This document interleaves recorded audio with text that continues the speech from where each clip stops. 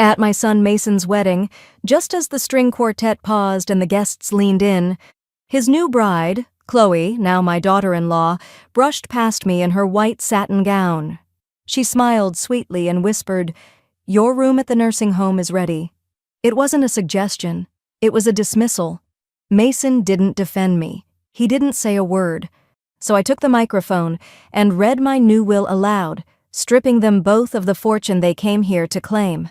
Before we begin, may I ask, where in this big, beautiful world are you listening from? It's always a quiet honor to know who's sharing this space. Drop it in the comments and don't forget to subscribe.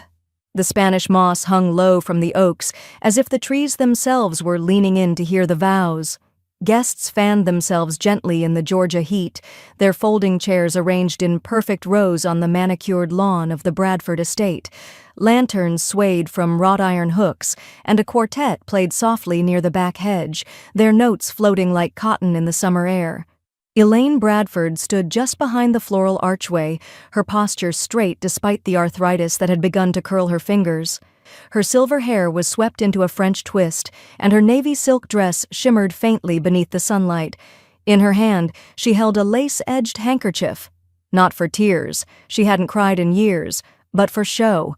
Mason, her only son, stood at the front in a tailored cream suit, beaming.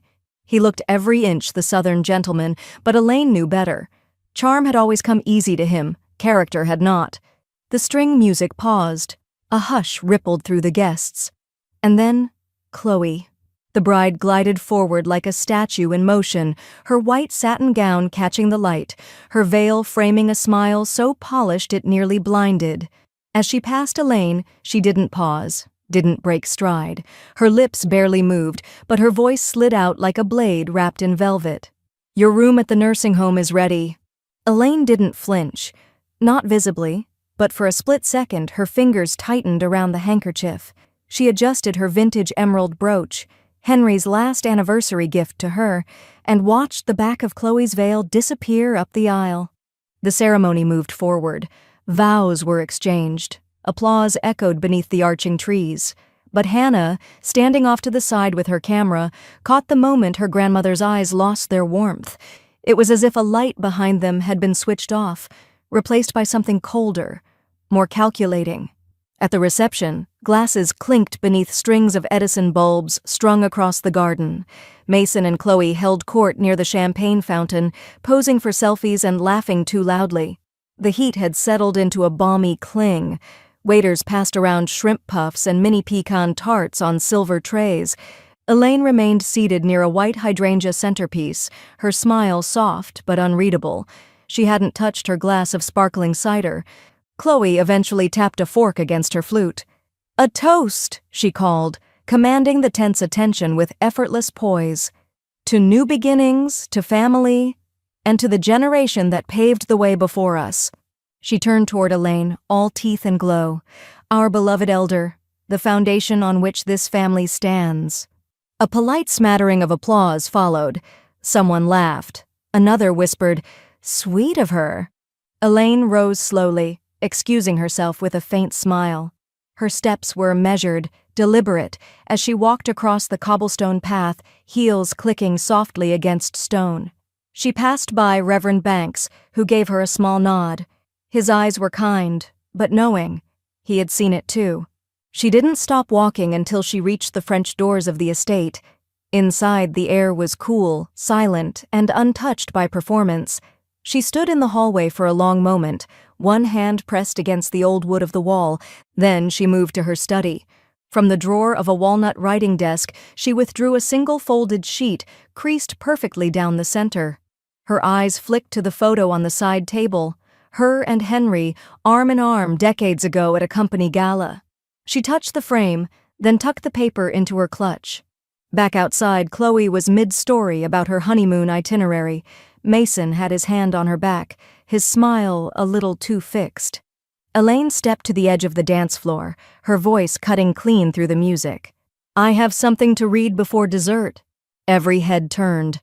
Carla Dean, standing at the perimeter with a glass of sparkling water, looked up and gave the faintest nod.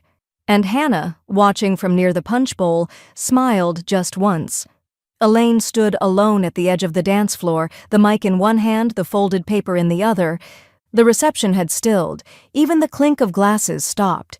Somewhere in the background, the quartet faltered mid-note, as if instinctively aware that the tempo of the evening had shifted. Her voice was calm, not raised, not shaking. "I won't keep you long," she began. "I know the shrimp is more interesting than I am." A few awkward laughs. Chloe blinked rapidly. Mason stiffened beside her, unsure whether to smile or sit. Elaine unfolded the paper slowly, smoothing its creases with the edge of her palm. The microphone caught the crisp sound of it, deliberate, unhurried. "This," she said, "is an addendum to my last will and testament, filed 2 weeks ago, witnessed, notarized, and legal as of June 13th. Chloe's champagne glass tipped slightly in her hand. She righted it quickly, her knuckles white against the stem. Mason opened his mouth, then closed it again. Elaine's tone didn't change. It remained measured, soft even, but her words landed like stones thrown across still water. "To Mason Bradford, my son, and Chloe Bradford, my daughter-in-law, this letter confirms a revocation of all previous inheritance rights and business entitlements." A murmur rolled through the guests like wind through the trees. Elaine continued, her eyes steady on the page. "You are hereby removed from the list of named beneficiaries. This includes, but is not limited to, the estate, all property holdings, family trust allocations, company shares, and liquid assets." Chloe gasped audibly. Mason took a half-step forward, lips parted as if to interrupt, but froze under the collective weight of dozens of watching eyes. Elaine looked up. "I have no interest in legacy driven by convenience or obligation. My name, my work, and my home will not be a retirement plan for the ungrateful." The silence that followed was not polite. It was stunned. From the back of the crowd, Carla Dean dipped her head once, her expression unreadable. She tucked her phone back into her bag without a word. Reverend Banks closed his eyes for a moment, resting both hands on his cane as if in silent prayer. Elaine's gaze swept across the gathering, from the raised eyebrows of extended cousins to the wide eyes of distant friends, but she didn't look at Mason or Chloe again. "The will is final," she said, folding the page and sliding it back into her clutch. "Dessert will be served shortly. I suggest you enjoy it." Then, without waiting for applause or protest, she turned and walked toward the estate. The lace hem of her dress whispered against the flagstones as she moved, posture erect, presence commanding. Behind her, a silence hung heavier than the Georgia air. Chloe set her champagne flute down so hard it cracked against the table. "She can't do that," she hissed. "She just did," said Hannah, appearing beside her, tone mild. Mason turned to her. "Hannah!" But the teenager had already walked away, her curls bouncing as she headed after her grandmother, the faintest smirk on her lips. Back inside, Elaine paused in the foyer, leaning briefly against the antique credenza. The adrenaline was beginning to ebb, leaving a cold clarity in its place. She opened the hall closet and reached for a pair of low-heeled flats, slipped them on. From the mirror beside the door, her reflection looked back, not smug, not angry, just settled, as if she'd finally, after years of bending and biting her tongue, taken one necessary breath of clean air. She adjusted her brooch, and behind her, through the stained glass panels of the door, Mason's voice rose sharply. "She's lost her mind." Elaine smiled faintly. By the time the guests began nervously picking at their key lime tarts, Chloe was already storming through the French doors. "Elaine," she barked, heels clicking like a metronome of rage, "you do not get to humiliate me like that in front of everyone." Elaine stood in the hallway beneath the portrait of Henry, his painted gaze calm above the antique sideboard. She didn't turn around. Chloe's voice pitched higher. "Is this about the brochures? The rehab center? That was a suggestion, not a—" Mason caught up, breathless.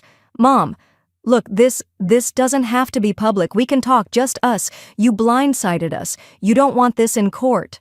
Elaine turned slowly, her heels grounded, her expression unreadable. "You're right," she said coolly. "That's why Carla filed it at 8 a.m. this morning. The court already has everything." Mason's mouth opened, then closed. Chloe blinked like she'd been slapped. You filed it before the wedding? Elaine tilted her head. You planned a future without me. I simply finalized it. She walked past them both, ignoring Mason's attempt to reach for her elbow. Any further communication, she added over her shoulder, goes through my attorney. Chloe scoffed. Are you serious? Elaine didn't respond. From the doorway, Reverend Banks watched with a quiet sorrow. He said nothing, but his hand rested briefly over his chest, a private benediction. The next morning, the Georgia sun burned hot through the gauzy curtains of Elaine's study. A soft breeze stirred the papers on her desk. Carla Dean sat opposite her in a crisp dove-gray pantsuit, legal pad open, reading glasses perched low. Her tone was neutral, precise. The court accepted the filing without issue. As of 9:16 a.m., the updated will is entered into public record. There's nothing they can contest without committing perjury. Elaine nodded. Good. Carla glanced over her notes. Do you want me to notify them formally? No, Elaine said. I've drawn my boundary. I expect them to respect it, or go through you. Carla clicked her pen. Then they'll go through me. A soft ping interrupted them, a message alert on Elaine's phone. She picked it up, brows arching. Chloe's mother, Ruth Ann, had posted a filtered photo of the reception cake with the caption, When bitter women try to spoil a sweet day, but frosting always wins. Elaine gave a humorless smile. So much for discretion. She opened the post, took a screenshot, and forwarded it to Carla with a few taps. Just in case. Carla barely blinked. Duly noted. That evening, twilight settled over the estate like a silk shawl. Crickets sang beneath the rose hedges, and the scent of honeysuckle crept through the open windows. Elaine sat in the solarium, sipping a mint tea, her ankles crossed beneath a soft throw. She'd changed into linen slacks and a simple cream blouse. The estate felt strangely lighter, no longer haunted by anticipation. The door creaked. Hannah's head popped in. Grandma? Elaine looked up, surprised. Hannah, it's late. I know. I snuck out the side gate. Mom's too busy rage-scrolling Instagram. Elaine couldn't help a quiet laugh. Hannah came closer, her sneakers silent on the tiled floor. She looked older today. Maybe it was the way her chin tilted up, or how her gaze didn't flinch. Hannah hesitated, then crouched next to the armchair. That was the coolest thing I've ever seen. Elaine studied her. You understood what it meant? Oh, yeah. Hannah grinned. You didn't just drop the mic. You buried it in the backyard and planted roses over it. Elaine smiled, but her eyes misted. I was worried you'd be mad, Hannah added. That I didn't say anything sooner. Elaine reached out, brushing a curl from her granddaughter's forehead. You stayed quiet when it mattered. And now, you're here. The porch light flickered once. Somewhere a wind chime sang. Hannah reached into her jacket and pulled out a small velvet pouch. Found this in the guest room. You left it in the drawer. Elaine opened it slowly. Inside sat Henry's pocket watch, the back engraved with her initials. She closed her fingers around it. Thank you, she whispered. By midweek, the garden had bloomed wider than usual, white lilies stretching toward the sun as if pulled by something unseen. Inside the estate, however, the mood was coldly administrative. Elaine sat in her study again, hair pinned back with meticulous care, not for vanity, but for order. Across from her, Carla Dean slid a folder across the mahogany desk with practiced ease. This, Carla said, tapping a pale blue tab, is the original transfer of majority stock, dated 1998. Your husband placed full ownership of Bradford Interiors in your name after his second heart episode. It was witnessed, notarized, and never amended. Elaine opened the folder slowly. The document felt heavier than paper. It felt like proof of something she had always known, but never fully weaponized. No mention of Mason or Chloe? She asked, eyes skimming. None, Carla said. Not in title, not in access, not even a vesting clause. Elaine let out a soft breath, less surprise than satisfaction. She's been calling herself Director of Development on social media, she murmured, with no development and no direction. Carla didn't smile, but the corner of her mouth twitched, barely. I'll begin drafting revocation of access forms.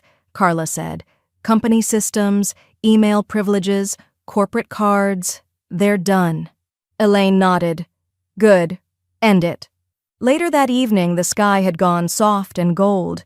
Reverend Banks arrived unannounced, hat in hand, shoulders slumped with the wear of wisdom. Elaine met him on the porch, her glass of lemon water sweating against the heat. May I sit? He asked. Always. They sat in silence for a long while, watching the light shift through the trees. The old reverend finally spoke without turning his head. Henry came to see me, a year before he passed. Elaine looked over. Said he was worried, Reverend Banks continued. Said Chloe was performance without foundation, that she watched you like a rival instead of family. Elaine's jaw didn't tighten, but her voice cooled. He never told me that. He didn't want you burdened, the Reverend replied, but he wanted me to remember it, in case she ever rose too quickly. Elaine gave a small nod, her eyes fixed on the path beyond the garden. She didn't rise, she said. She climbed on my name, and now I'm pulling the ladder. The next day, Carla returned with another set of documents. They sat in the breakfast nook this time, sunlight streaking across the wood table like melted gold. Here, she said, pushing forward a short form with bold lines. This updates your healthcare proxy. You've listed me before? Want to keep it that way? Elaine paused. Yes, officially, permanently. Carla signed her portion, not even looking up. And the educational trust? Elaine hesitated for only a moment before she smiled. Add Hannah, co-trustee. She's 17. She's old enough, Elaine said. She has more judgment in her than both her parents combined. Carla filed the papers into her leather briefcase, methodical and silent. Elaine reached for the teapot and poured them both a fresh cup, the scent of chamomile mingling with the scent of lilac drifting through the screen door. That evening, Elaine walked through the upstairs hall and paused outside the room that used to be Mason's. The door was shut, still painted navy from when he'd been 12. She turned the knob and stepped inside. Dust lingered on the old trophy shelf. An abandoned tie clip sat in a tray on the dresser, engraved with his initials, MB. Elaine looked at it, then closed the drawer. Her footsteps echoed lightly as she walked back toward the stairs. Halfway down, her phone buzzed.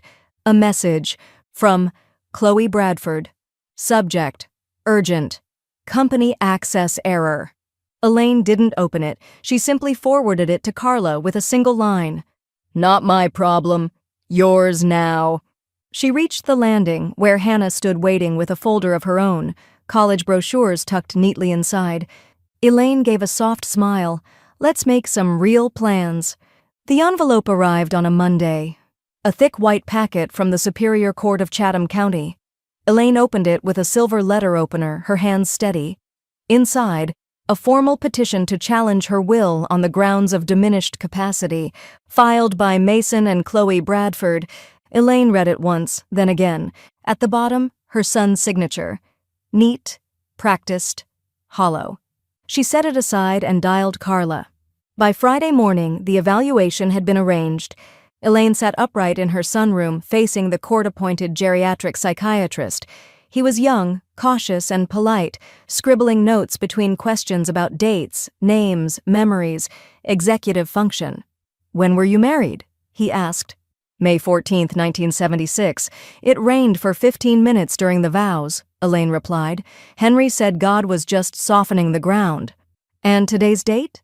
June 21st, she said. And if Mason's handwriting on that petition is any indicator, his cognition should be the one in question. The doctor smiled involuntarily. At the end of the session, he set his clipboard down. Ms. Bradford, I've administered over 400 of these evaluations. You passed before I finished the second page. Elaine sipped her mint water. I've been underestimated for decades. That won't be happening again. The court date arrived under a cloudless sky. Elaine entered the courthouse in a navy blue skirt suit with ivory trim, pearls at her throat, hair styled immaculately. She walked with purpose, cane-free. In the second pew, Chloe dabbed at her eyes with a tissue before the proceedings even began. Her outfit was strategically conservative, soft pink, simple neckline, hair curled and parted sweetly. She glanced around, gauging the room. It wasn't pity she wanted. It was persuasion. Mason sat beside her, jaw clenched, dressed as if it were a board meeting, dark gray suit, tie askew. Carla stood at the defense table, files aligned, expression locked in neutral readiness.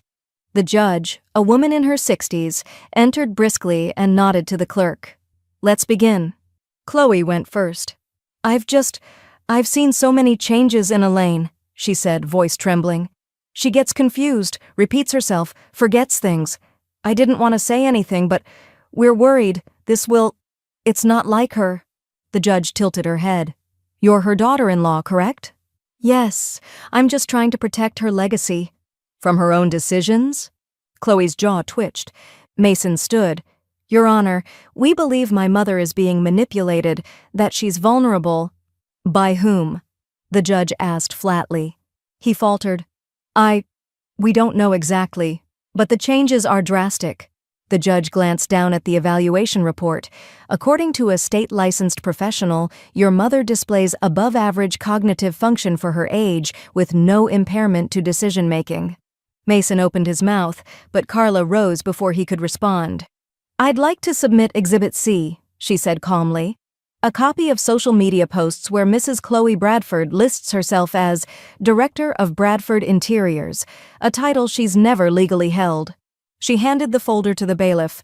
"And Exhibit D," Carla continued, "a photograph of a pamphlet Chloe prepared without consent, placing Ms. Bradford in a memory care facility." The judge reviewed it. Slowly, deliberately. When she looked up, her eyes were sharper than before. "Do you know what this looks like, Ms. Bradford?" Chloe blinked. "What?" "Positioning someone out of the way for financial benefit." A silence settled over the room. Elaine stood.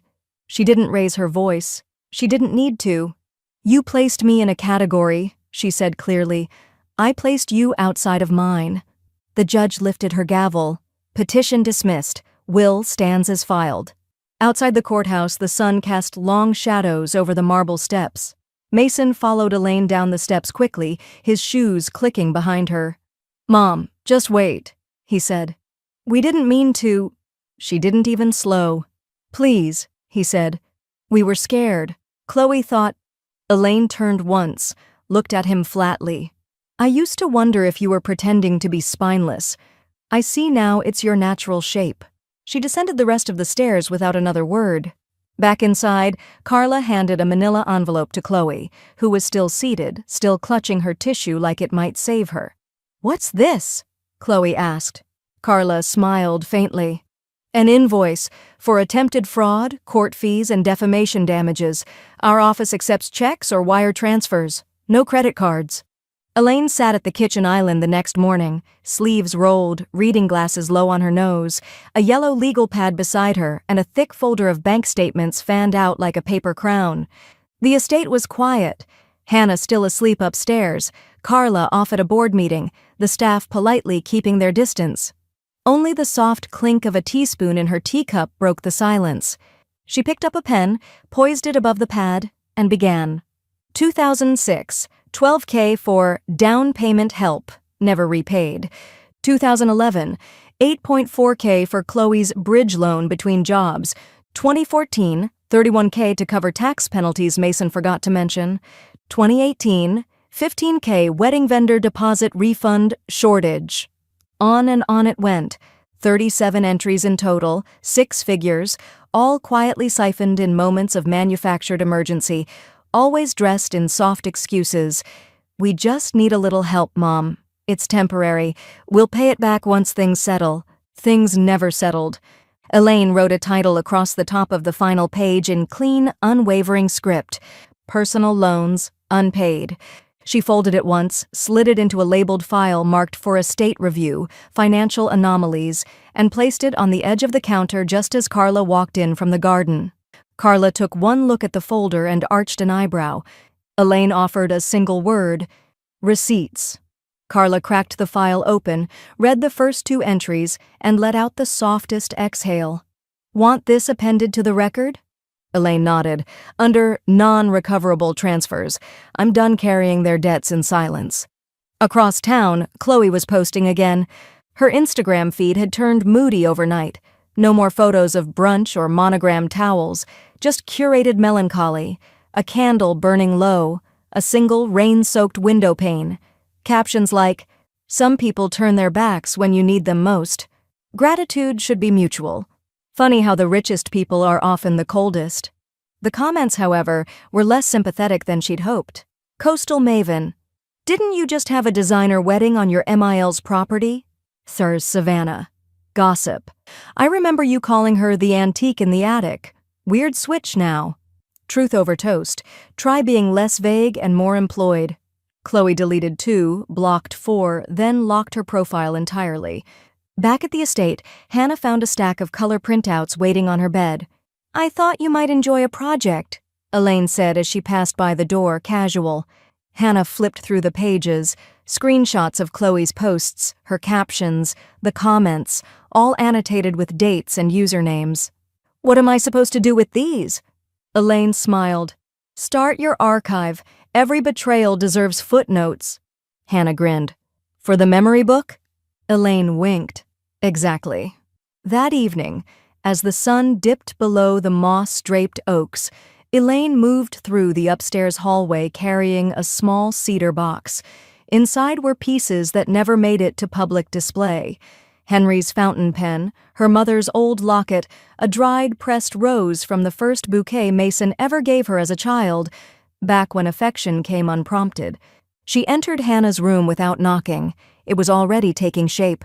Books organized alphabetically, plants on the windowsill, a bulletin board filled with travel postcards and post-it notes of future plans. Elaine opened the cedar box and began placing items quietly along the top shelf of Hannah's desk. A velvet pouch containing the pearl earrings she wore on her wedding day, a leather-bound notebook with embossed gold letters, "Private," a vintage skeleton key. Hannah came in moments later, stopping in the doorway.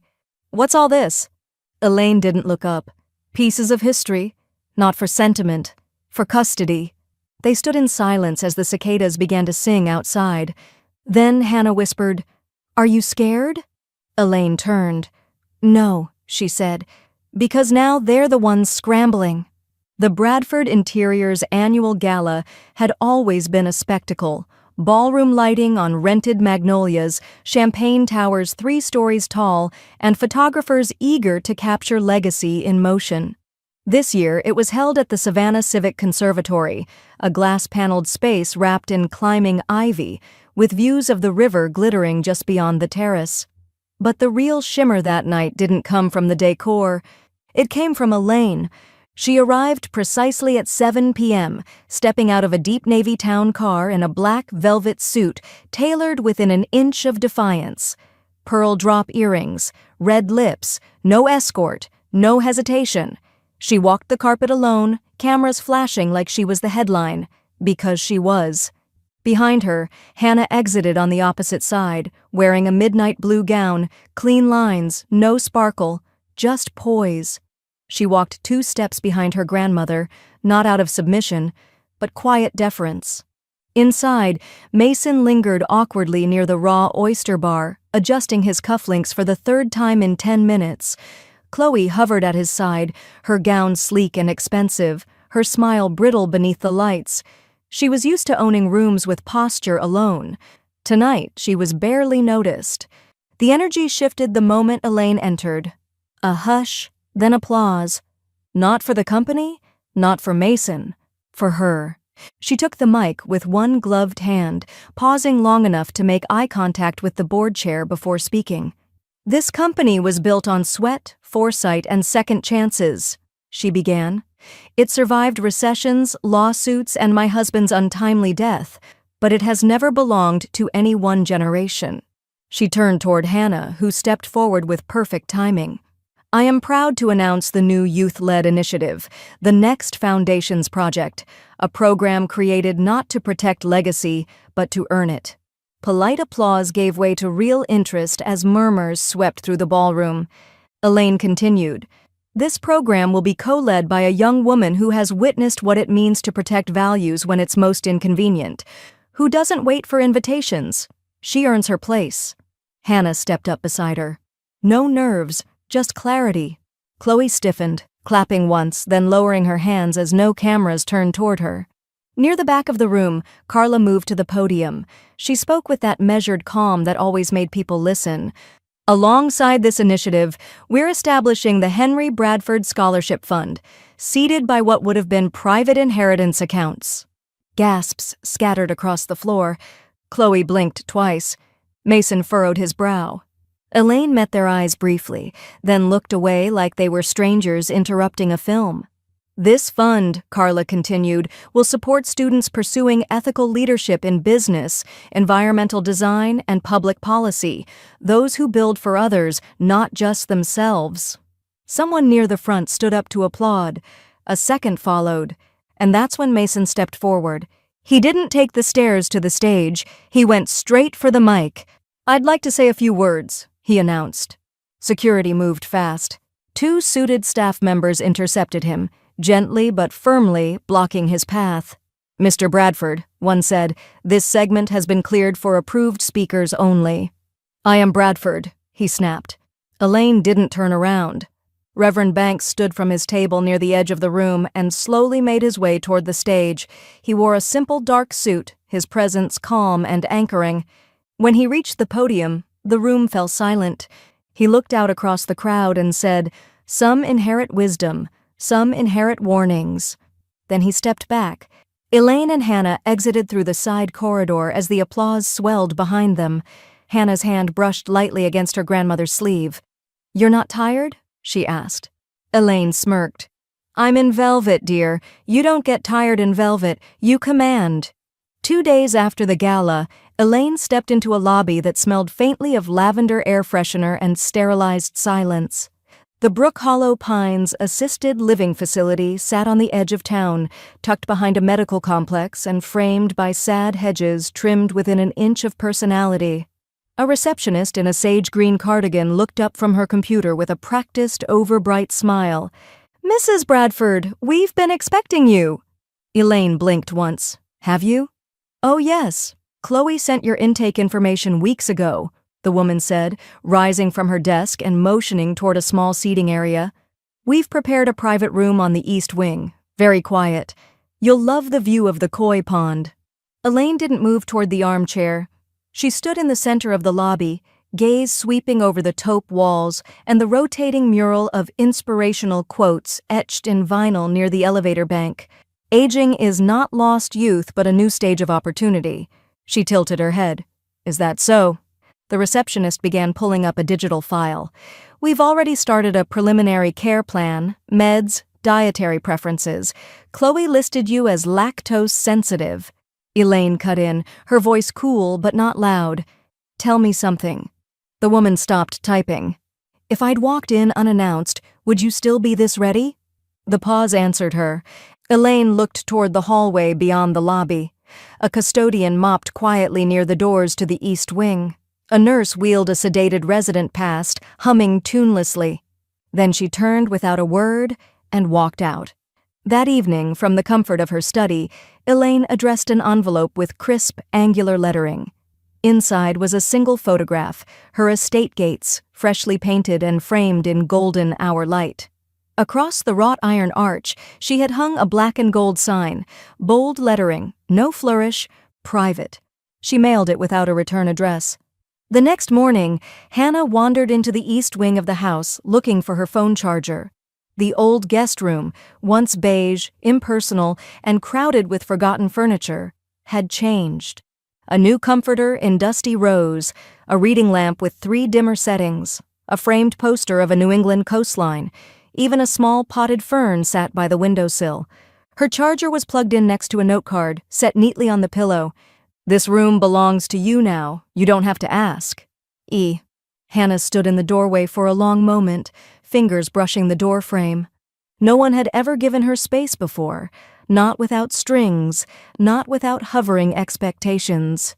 She curled onto the bed, face buried in the fresh linens, and let herself feel the strange gravity of belonging.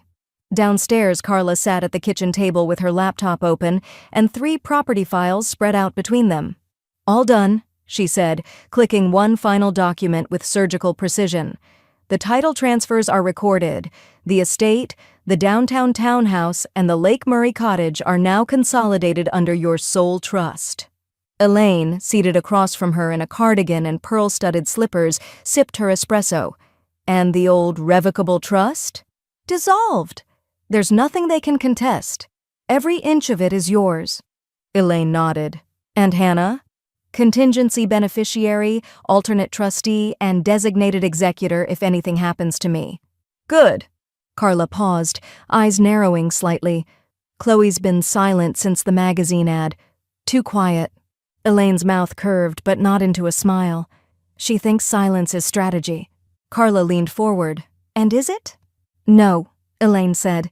"It's surrender in a prettier dress." That night, as the Spanish moss swayed under moonlight, Elaine stood on the back terrace holding a glass of Bordeaux. The estate was still, owned, guarded, hers. She looked up at the stars, then down at the gravel drive. A flicker of headlights crept past the front gate, then backed out. The vault had been sealed since 1982. Behind the false panel in Henry's study, a room no one used anymore but Elaine, sat a mahogany filing cabinet too old for electronics and too solid for tampering. The brass lock clicked open with a key Elaine had kept hidden in her sewing kit for 4 decades. Inside, at the back, beneath layers of obsolete contracts and dusty ledgers, was a slim red binder marked simply BF Fund, Confray. Elaine pulled it out gently, like lifting an artifact. She turned each page slowly, Henry's meticulous notes, dated deposits, early stock investments, and one final line in his handwriting. For her use, in her time. No heirs, no ties, only purpose. Elaine sat very still. Then she smiled. 2 weeks later, the press release hit Savannah's inboxes like a late summer storm. Bradford Foundation announces Women's Intergenerational Grant Initiative. The accompanying photo was elegant. Elaine seated in her library, hands folded, with Hannah standing just behind her, one hand resting on the chair, looking forward, not at the camera, but at the future. The fund's initial endowment? $3.7 million. Chloe saw the headline while scrolling in a nail salon. Her phone buzzed 3 times in quick succession, text after text from her dwindling circle of enablers. "Did you know about this? Wasn't that your money?" "Wait, how is Hannah co-director?" Her jaw clenched. She opened her banking app out of habit and blinked. A denied notice sat at the top of the screen. Her most recent credit application had been rejected. She tapped into the report. Reason: high-risk applicant, flagged for pending liens and associated name on fraud inquiry. She nearly dropped the phone. Across town, Mason sat at a cafe trying to reach Hannah. Call, voicemail, text, silence. He typed again, trying a different tactic. "You know none of this is what it looks like. She's just trying to erase us. I'm still your dad." 3 dots appeared, then disappeared, then nothing. Hannah blocked the number. That evening, Carla entered Elaine's office with a sealed folder in hand. "Confirmed," she said. "Chloe used dormant real estate investment funds to float a personal startup without disclosing assets. The LLC is upside down." Elaine leaned back in her chair. "Liens? Filed as of this morning. She'll find out when the notice hits her inbox." Elaine turned toward the window, where the garden was being prepared for an autumn fundraising dinner. Lanterns were already strung across the branches, swaying in the breeze. "And the fund?" she asked. "Fully structured," Carla replied. "Applications open next month. First round awarded in spring.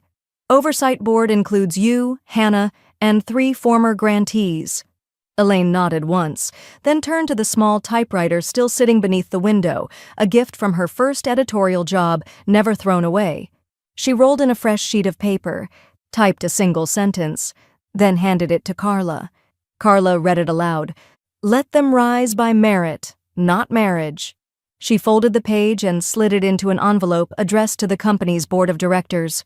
3 states away, Chloe stepped into a boutique co-working space she'd been using to pitch a wellness startup. A notice was taped to the front glass door. "Closed for non-payment.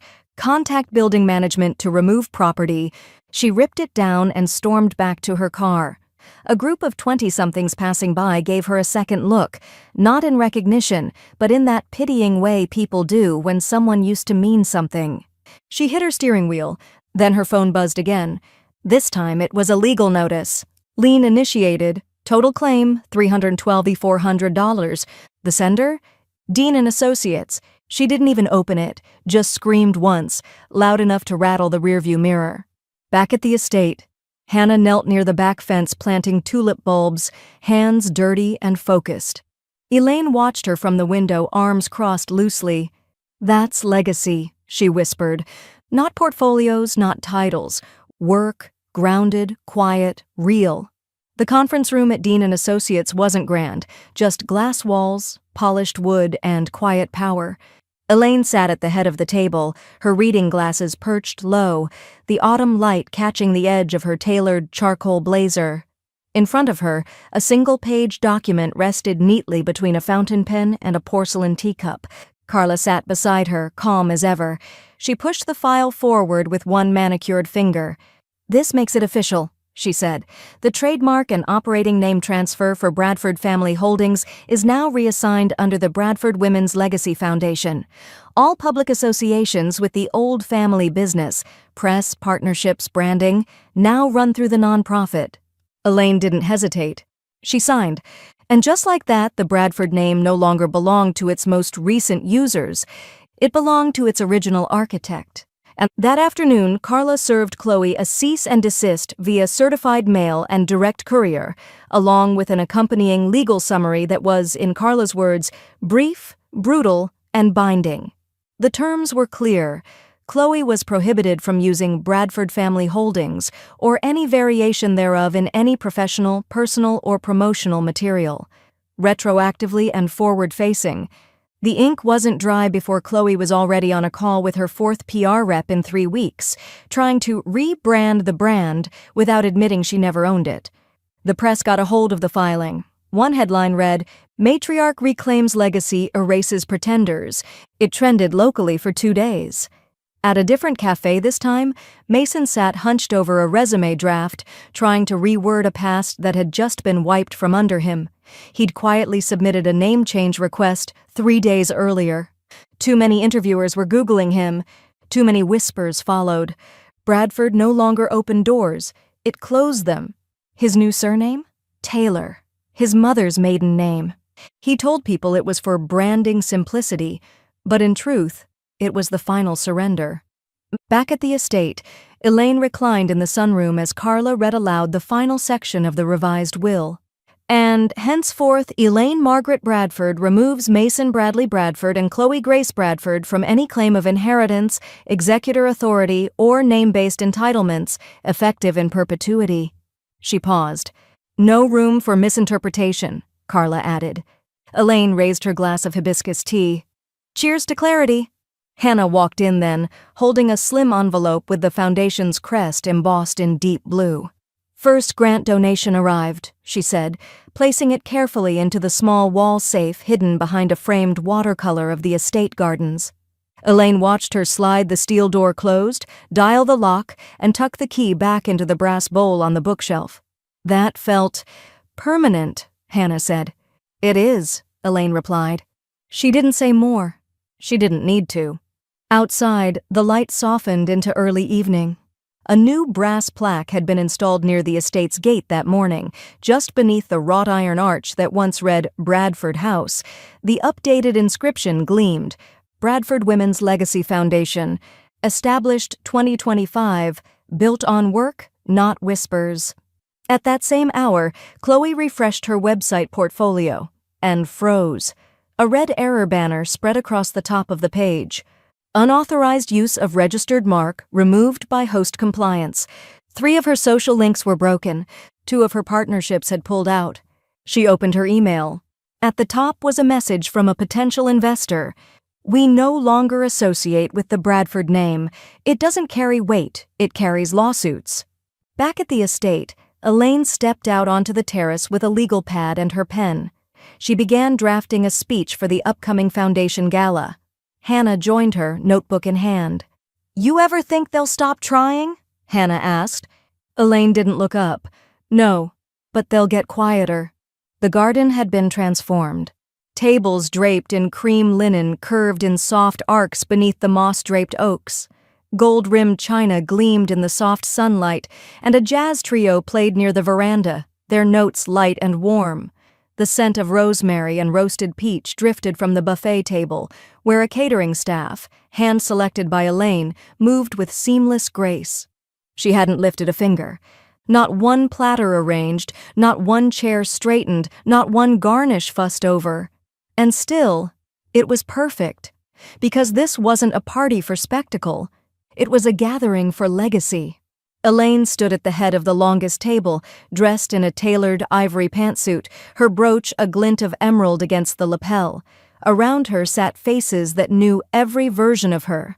Housekeepers who'd worked through hurricanes, board members who'd stuck by her when Mason tried to dissolve voting shares, 2 retired lawyers who'd once called her dangerously brilliant with a pen, and the scholars, 8 of them, young, eager, radiant with possibility, invited back for the first time in a decade. They passed around handwritten notes, laughing quietly, some wiping tears, others asking about the peach scones like the moment wasn't enormous. Elaine tapped her water glass. The table stilled. "I've been known to host," she began, voice even. "But today, I wanted to gather, not serve." Laughter rippled gently. She unfolded a cream envelope and pulled out several aged letters. "These," she said, holding up the pages, "were written by past recipients of scholarships we issued discreetly, no names printed, no announcements made, just students who needed a door and someone willing to leave it unlocked." She read 2 aloud, the first from a young woman who used the funds to complete her law degree after fleeing a violent home. The second from a first-generation college student who now taught history at a local high school and started a foundation of his own. The table was quiet by the end. Reverend Banks, seated to Elaine's left, raised his glass. "Not every matriarch rules with a fist," he said. "Some rule with facts." Elaine dipped her head, her smile quiet but full. From the hill just beyond the property line, a navy Lexus idled. Inside it, Chloe sat gripping the wheel with fingers that had lost their manicure. She stared through the windshield at the wrought iron gate she used to sail through, as if by birthright. Now, a security guard she didn't recognize stood beneath a small umbrella at the call box. When she drove up, he didn't reach for the buzzer. "Name?" he asked. She lifted her chin. "Chloe Bradford." He looked at his clipboard, flipped one page, then another.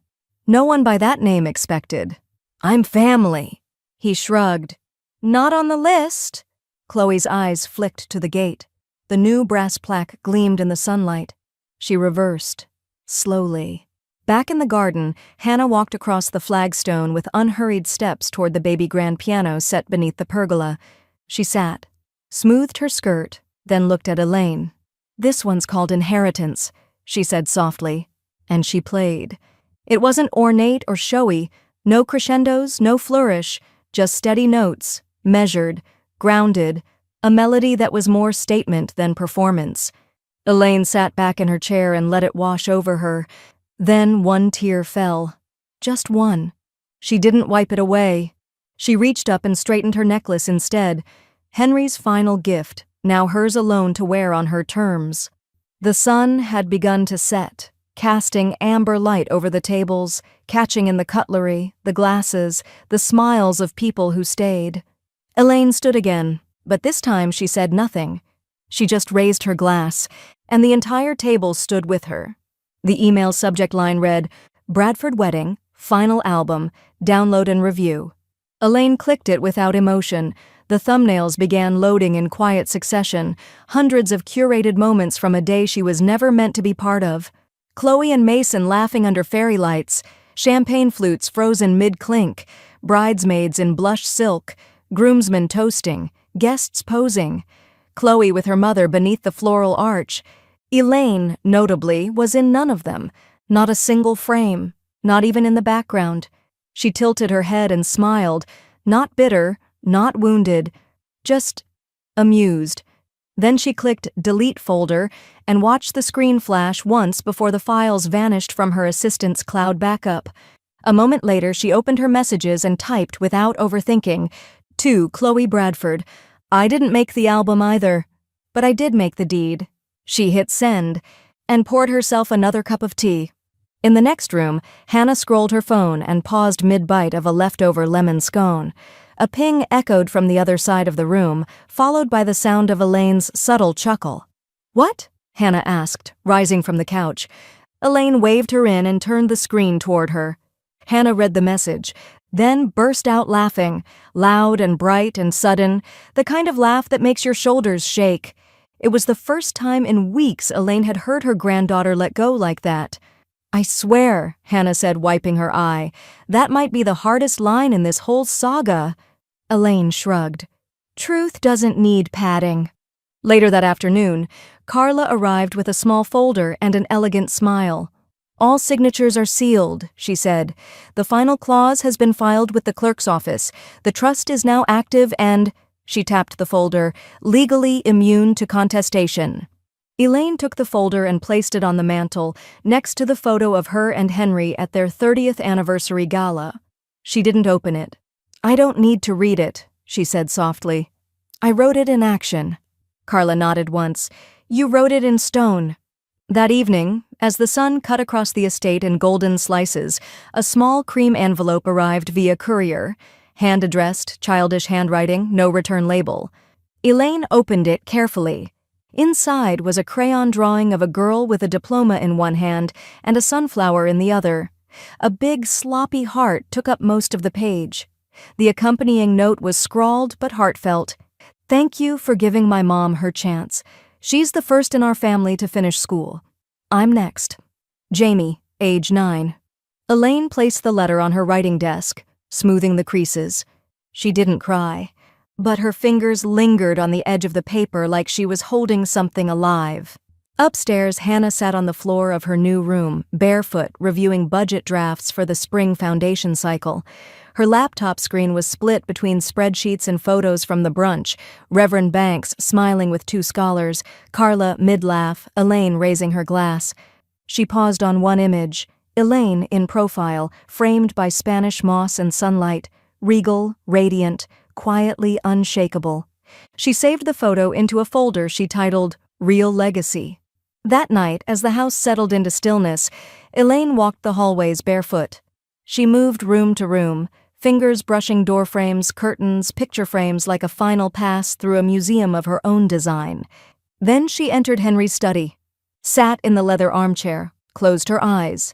The brochure arrived in glossy cardstock, a mock-up of a luxury real estate campaign Chloe had titled Southern Elegance, Event Venues with Legacy. On the front cover, prominently displayed, an aerial drone shot of Elaine's estate at golden hour, Spanish moss, rose gardens, and that unmistakable wrought iron gate now repurposed into someone else's sales pitch. The photo had been taken without permission, likely by a vendor Chloe still had leverage over. Elaine placed the brochure on her desk. No emotion crossed her face. She simply picked up the phone and dialed Carla. The injunction was filed by noon. Copyright infringement, unauthorized commercial use of a private residential landmark, defamation through false branding. By end of day, Chloe's promotional site had been pulled. A cease and desist was hand-delivered to her co-working suite, which had already been partially emptied. The walls bare, her name scrubbed off the directory. She didn't bother showing up to dispute it. She knew she couldn't. 2 days later, a for-lease sign appeared in the window of her now-defunct storefront. By the end of the week, a second sign went up next to it. Court-ordered liquidation, inventory auctioned on site. Chloe watched from across the street in oversized sunglasses, arms crossed over a too-thin jacket. The wind picked up and one of the signs slapped against the glass. She flinched. Meanwhile, Mason sat in a government office waiting for his number to be called. A cheap ballpoint pen twitched between his fingers. He submitted the online form 3 days ago and had arrived in person to expedite it. "Bradford," the woman at the counter called. He approached, folding his paperwork neatly. "I filed for unemployment last week," he began. "I've been out of work since the foundation took over. She cut him off, her tone clipped but not unkind. "Application denied," she said.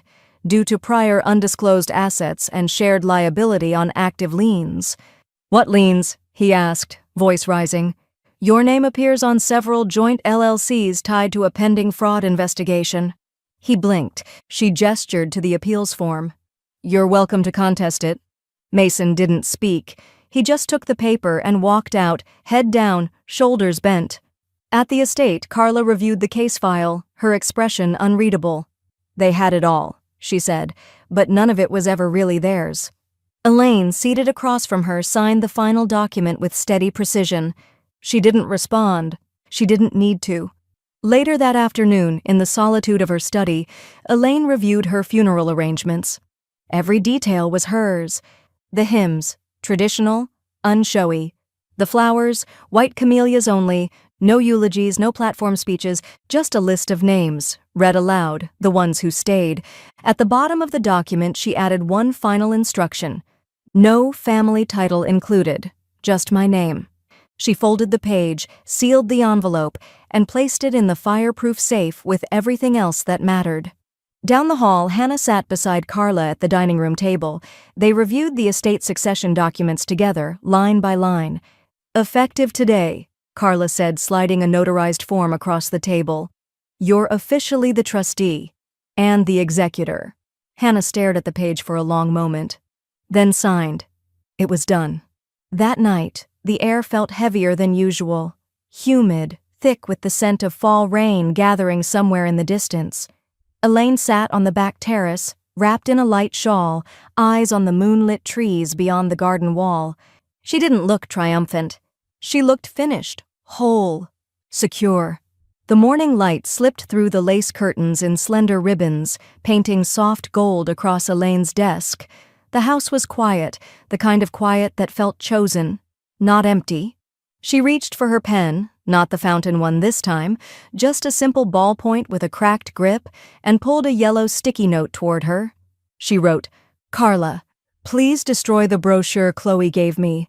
No need for artifacts of delusion." She pressed the note onto the glossy folder and left it on the edge of her desk like an afterthought. But it wasn't. It was final. That afternoon, a check was delivered in silence. A sizable donation to Brook Hollow Pines Assisted Living Facility. Not in Elaine's name. No ceremony, no plaque. Just 3 stipulations typed plainly on the cover letter. Funds to be used solely for staff training and patient dignity resources. No donor attribution to be made publicly. No future contact expected or required. The administrator's assistant read it twice before whispering, "She gave more in silence than they did with headlines."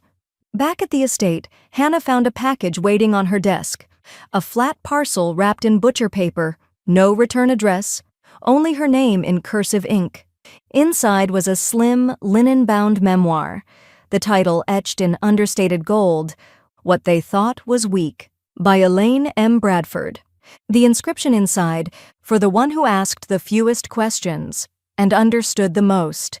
Let them misunderstand. We'll keep building. E." Hannah closed the cover slowly. Her breath caught just once. Then she opened to the first page and began to read. Later that evening, Carla arrived with a canvas wrapped in parchment and twine. "I commissioned something," she said simply, handing it over. Elaine unwrapped the layers carefully, revealing a painting of the estate at dusk. Lanterns lit, ivy swaying, windows glowing from within. The title painted in the corner, "Still Standing." Elaine studied it for a long moment before nodding once. "It's accurate," she said softly. "It always was the foundation that mattered." On Saturday, the final tea party took place on the garden terrace. 6 place settings, no fanfare, no event photographer, just laughter from the kitchen staff, delicate sandwiches, lemon biscuits, and a teapot the housekeeper Myrna had repaired with gold leaf seams after Chloe once called it shabby. Elaine sat at the head of the table in a pale blue wrap dress, sipping slowly, listening as Myrna told the story of her first week on the job. Laughter bubbled across the table, real, unguarded. Even the gardener came by for a slice of honey cake. No one dressed to impress. They dressed for themselves. At precisely 4:46 p.m., Elaine's phone buzzed on the armrest of her chair. One name. Chloe. She didn't flinch, didn't hesitate. She tapped the screen once. Blocked. The phone fell silent again, as if the call had never happened. That night, Hannah stepped into the sunroom to say goodnight. She paused. Elaine sat alone in her armchair, the painting of the estate propped beside her, her hand resting on the edge of the memoir. No lights on. Just moonlight. "You okay?" Hannah asked gently. Elaine turned, her voice soft but certain. "I've emptied every room they built for me," she said. "Now I'm filling my own." The invitation was printed on thick ivory cardstock, gold-inked and minimalist, with a single embossed line at the bottom. Annual Gala for the Bradford Women's Legacy Foundation, honoring community, continuity, and quiet power. The venue was different this time. Not a ballroom, not a glass conservatory, but the main hall of the newly built Savannah Community Resource Center. Its walls raw with promise and its air humming with something warmer than prestige. Presence. On one side of the atrium, a mural in progress stretched across a curved brick wall, portraits of local women leaders, both known and unsung. And above the entrance, a new plaque had been installed just hours before. Elaine M. Bradford Hall, built on what they underestimated. Elaine arrived in charcoal and pearl, a silver cane by her side. Not for necessity, but statement. It was the same one Henry once gifted her as a joke when she had twisted her ankle and still insisted on finishing a board presentation. Now it matched her stride. She paused at the new plaque, fingers brushing the engraving once, then moved forward into the light. Inside, guests had already gathered, grant recipients, scholars, board members, former staff, even quiet skeptics who had watched the foundation evolve into something unshakable. Reverend Banks waited near the stage, palms folded, eyes bright. Hannah stood just off to the side, poised and glowing, holding a folded page in her hands. Elaine approached the podium slowly, deliberately, and unfolded a different page. One she had written 2 mornings ago at her desk, longhand, before the sun rose. She looked out across the room and began to read. "Dear Hannah, never lower your voice to be accepted. Never dilute your certainty for softer company. They will call you too much before they call you enough. Let them. But write it down, so when they forget what you've done, you won't. With love, E." The room didn't stir, not yet. She folded the letter slowly and nodded toward Hannah, who took her place beside her. The applause began like rain, quiet, then steady, then full. Later, in the reception hall, guests moved through wine and hors d'oeuvres as light from the chandeliers cast soft glows across the floor. At the center of it all stood Reverend Banks, holding a small velvet box. He approached Elaine, opened it, and held out a medallion etched in bronze with the foundation crest and her name around the edge. "It's not a title," he said. "It's proof." Elaine took it, her hand steady. "Proof of what?" she asked. He smiled. "That dignity can outlive disappointment." Near the end of the evening, glasses were filled again, not for formality, but for farewell, not a conclusion, but a confirmation. Hannah raised hers. No microphone, no preamble, just clarity. To women who rewrite what others tried to erase. Glasses clinked. A silence followed, not empty, but reverent. Elaine lifted hers last. And in the hush that followed, she looked upward, not to the ceiling, but through it, somehow. Through the years, through the cost, through everything she had lost that was never really hers to begin with. Then she said it, calm, assured, unbothered. "Let them whisper. I wrote it down.